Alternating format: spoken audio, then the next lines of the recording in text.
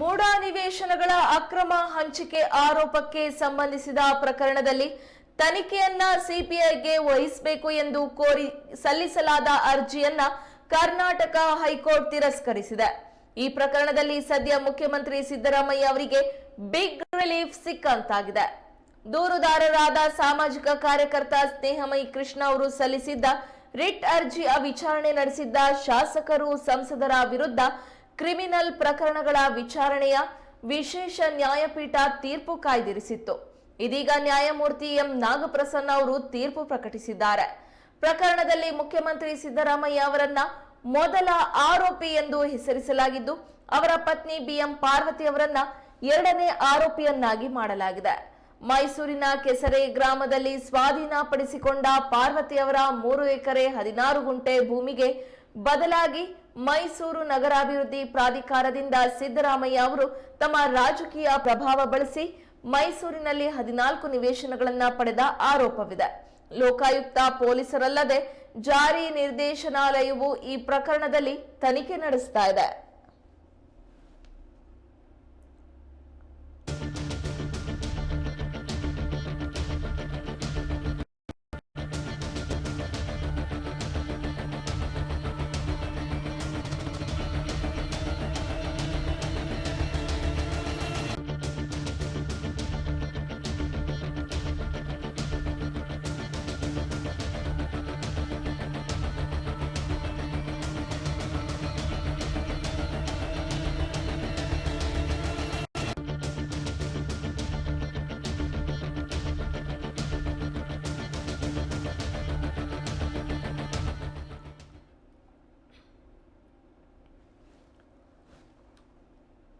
ಬಹಳ ದಿನಗಳಿಂದ ಸಿಎಂ ಸಿದ್ದರಾಮಯ್ಯ ಅವರಿಗೆ ಅಂಟಿಕೊಂಡಿರುವಂತಹ ಕಳಂಕ ಅಂದ್ರೆ ಮೂಡ ಹಗರಣ.